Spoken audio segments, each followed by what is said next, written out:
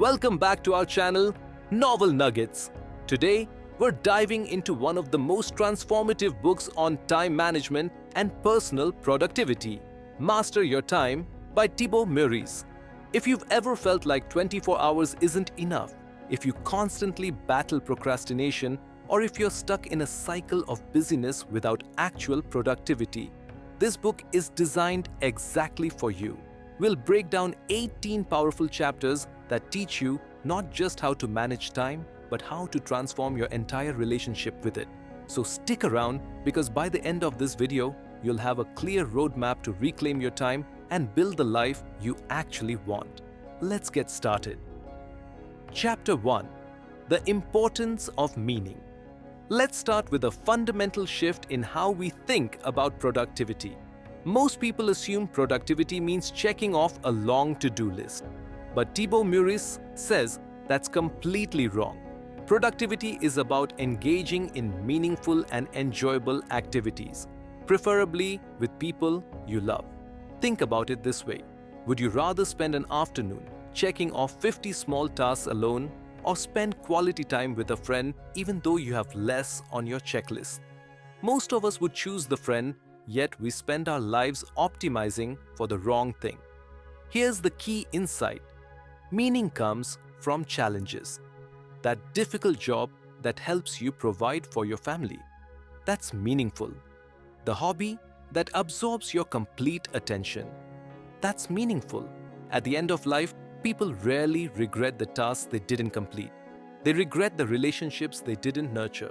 The author challenges us with one powerful question.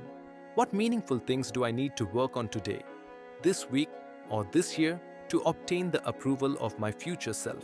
That question should guide your decisions every single day. Chapter 2. Productivity isn't only about time management. Here's the second critical insight that changes everything. Productivity has almost nothing to do with time management. Let me explain. You could have a perfectly organized calendar, color-coded tasks, and impeccable time blocking, and still be completely unproductive. Why? Because productivity is about energy and intensity, not hours. One focused hour when you're at peak energy can accomplish more than 3 distracted low-energy hours. This is why a morning person writing from 5 a.m. to 6 a.m. might create more than someone grinding away at 10 p.m. Meurisse introduces the energy cycle, 6 phases that determine your actual productivity. Phase 1. Protect your energy. Start with the fundamentals: sleep quality, nutrition, and exercise. You cannot be productive if your foundation is weak. Phase 2. Channel your energy. Direct that protected energy toward what matters, your meaningful goals and high-impact tasks. Phase 3. Allocate your energy. Focus on the 20% of tasks that yield 80% of results. Don't spread yourself thin. Phase 4. Invest your energy. Commit fully to these key tasks. Remove distractions. Go all in. Phase 5. Refill your energy. Take strategic breaks, real breaks, not scrolling on your phone. Phase 6. Restart the cycle. Begin again the next day, protecting and channeling afresh. Understanding this cycle transforms productivity from a mechanical process into something that flows with your natural rhythm. Chapter 3 to 4. Productivity doesn't require complex systems. Here's where many productivity books mislead you. They sell complex systems with fancy apps and elaborate frameworks. Meurisse's approach is beautifully simple. Productivity systems must be sustainable above all else. The best system is the one you'll actually use. If a complex system overwhelms you, you'll abandon it. Pen and paper might genuinely work better for you than the fanciest productivity app. The real foundation is developing one consistent habit, the ability to focus on a single task for extended periods while minimizing distractions. Start simple.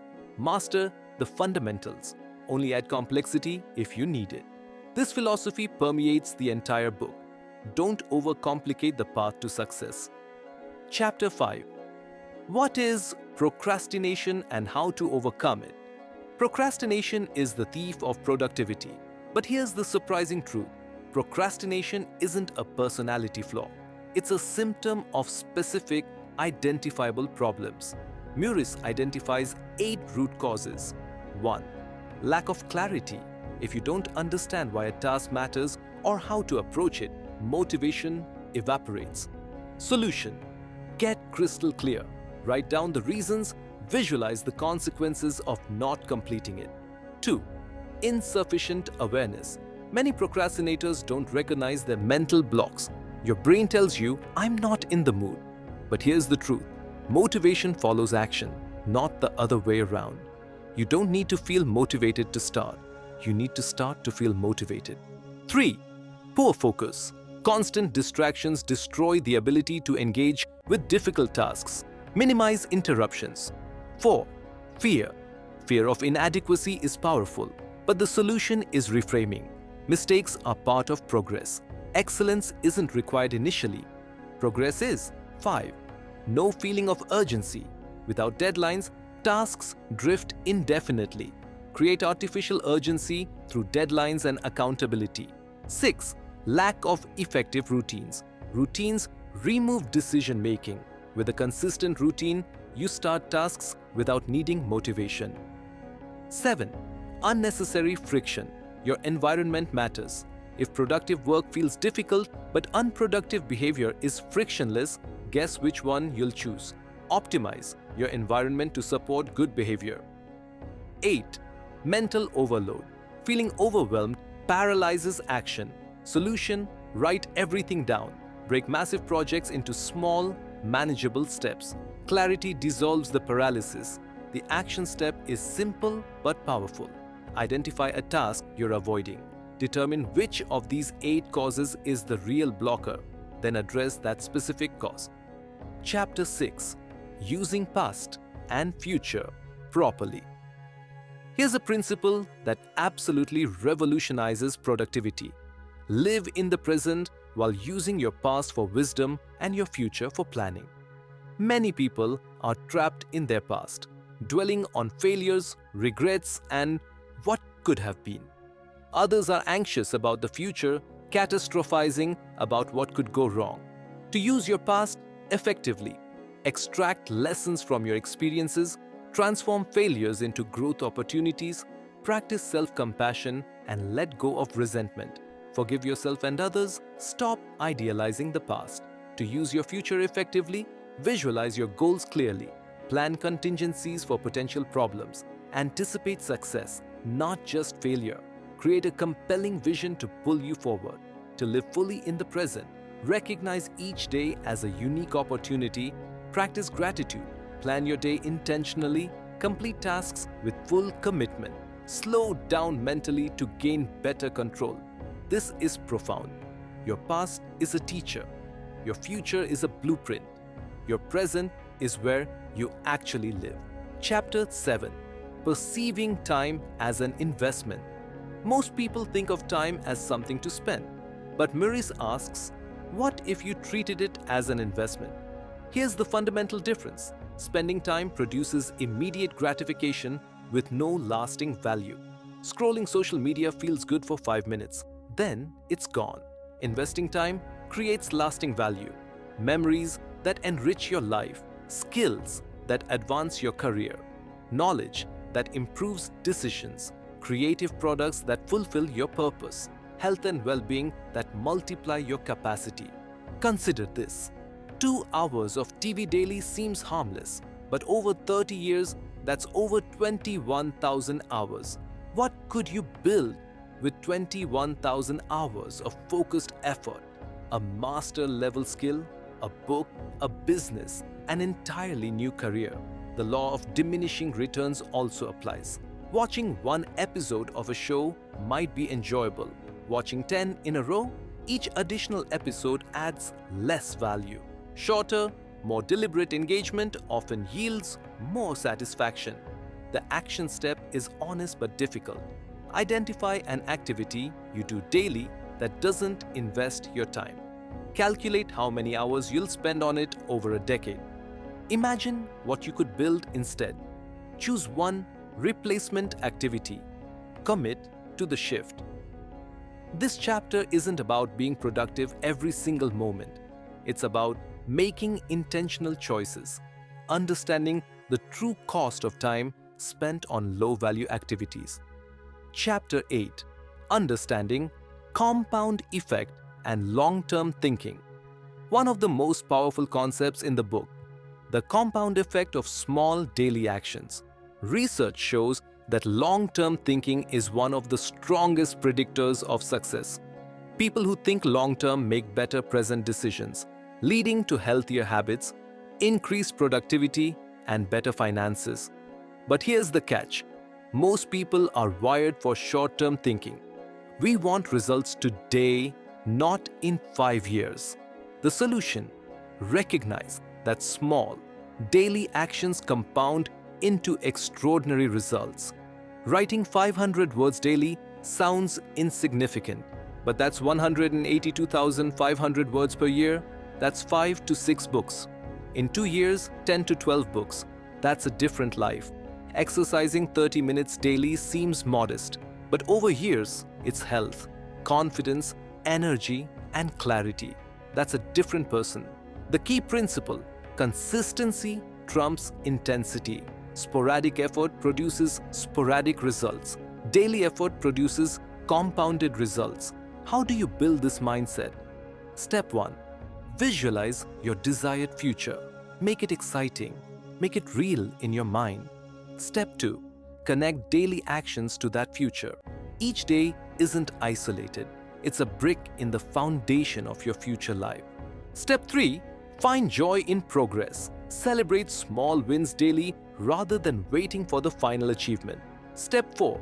Trust the process. Understand that you might not see massive changes in week 1, but in year 1, year 5, the difference is undeniable. Chapter 9. Creating urgency. Without urgency, tasks expand infinitely. Parkinson's law states, work expands to fill the time available. If you have a month to complete a task, it will take a month. If you have a week, it will take a week, probably producing similar quality. To combat infinite expansion, create urgency through strategic constraints. Think in 90-day periods instead of annual goals. A year feels distant and abstract. 90 days feels real. If you have a goal for 2025, imagine achieving it in 90 days. That creates urgency. Implement frequent deadlines. For a big project, break it into milestones with weekly or monthly deadlines. Each milestone completed releases dopamine, a hit of accomplishment that propels you forward. Treat each day as vital. Missing one day doesn't seem like much, but if your 90-day goal is broken into 90 daily actions, skipping one day is 1% lost. Skipping just 2 weeks is 15% lost. Suddenly, each day matters. The magic of urgency is that it transforms procrastination into immediate action. And action, as we learned earlier, generates motivation.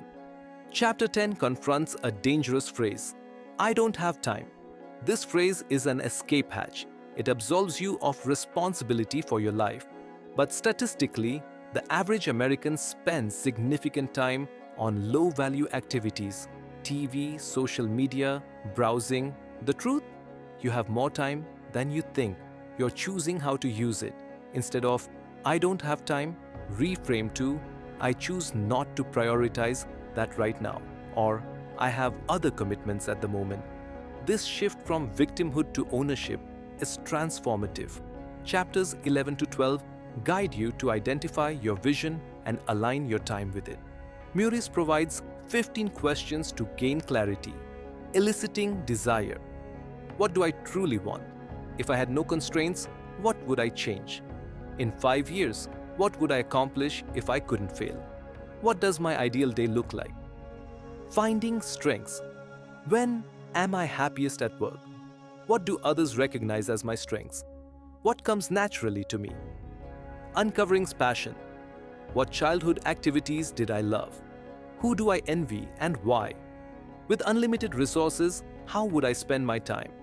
From these answers, craft a vision with these characteristics. Excitement.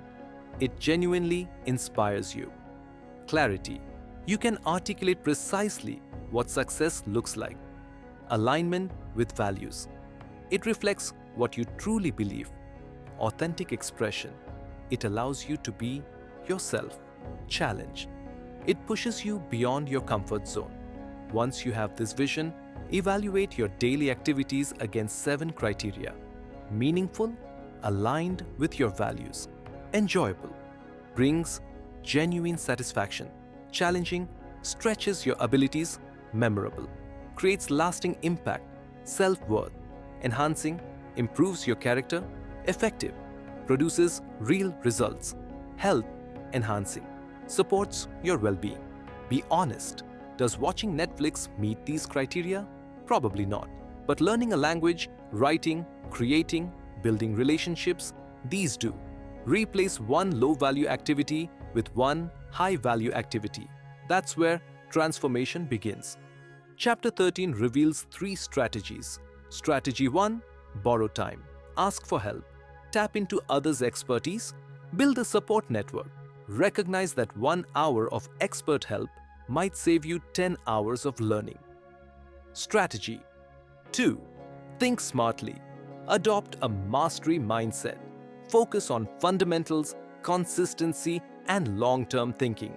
Shorten your learning curve by learning from those who've succeeded. Ask empowering questions. Schedule thinking time to reflect on progress. Strategy 3. Improve your skills. Invest in skill development through deliberate practice. The highest value use of time is building skills that compound. Chapters 14 to 15 introduce a revolutionary concept: disconnecting time from money. Most people trade time for money. They work hourly jobs. More time equals more money. But this creates a ceiling. You only have 24 hours. The path to true time freedom is disconnecting from this trade. Use money strategically. Invest savings to create passive income. Outsource tasks that don't require your unique skills. Buy back your time through automation and delegation. Create assets that generate income while you sleep. Warren Buffett said, "If you don't find a way to make money while you sleep, you will work until you die." The book challenges you to think about this. Where can you apply leverage? Where can you use technology systems or other people to multiply your time's value? The last 3 chapters focus on the ultimate productivity tool: focus. Chapter 16 introduces the 80-20 principle. 20% of your activities produce 80% of your results. Identify these vital few tasks, obsess over them. Chapter 17 teaches you to develop extraordinary focus through minimizing distractions, establishing consistent routines, using specific triggers, same time, same location, creating environmental support, balancing focused work with restorative activities, building the capacity to handle boredom. Chapter 18 addresses eliminations, the distractions that derail focus. Distractions come in 4 forms: being dragged, external pressures; being interrupted, external interruptions; being seduced, tempting distractions; being fooled, thinking busy equals productive. Develop a specific plan to eliminate your biggest distraction. Don't try to solve all distractions at once. Pick one and eliminate it. The CEO/COO employee framework helps, wear different hats for different tasks. Strategic thinking, operational management, and execution require different mindsets. Allocate specific time for each. We've covered the 18 core ideas from Master Your Time by Thibaut Meurisse. Here's what to remember. Productivity isn't about checking boxes. It's about investing time in what matters, managing your energy strategically, eliminating distractions, and building toward a vision that excites you. The path forward has 3 steps. Step 1. Ask yourself, what does my future self need from me? Identify your vision. Step 2. Identify one low-value activity consuming your time. Replace it with one high-value activity. Step 3. Commit to one daily habit that aligns with your vision and compounds over time. Start small. Build consistency. Watch the compound effect transform your life. If this summary resonated with you, we'd love for you to grab the full book. Thibaut Meurisse's insights deserve the deep dive. And if you found value here, please like, subscribe, and let us know in the comments. What's one change you're making to master your time? Thank you for investing your time with us. Now go invest it wisely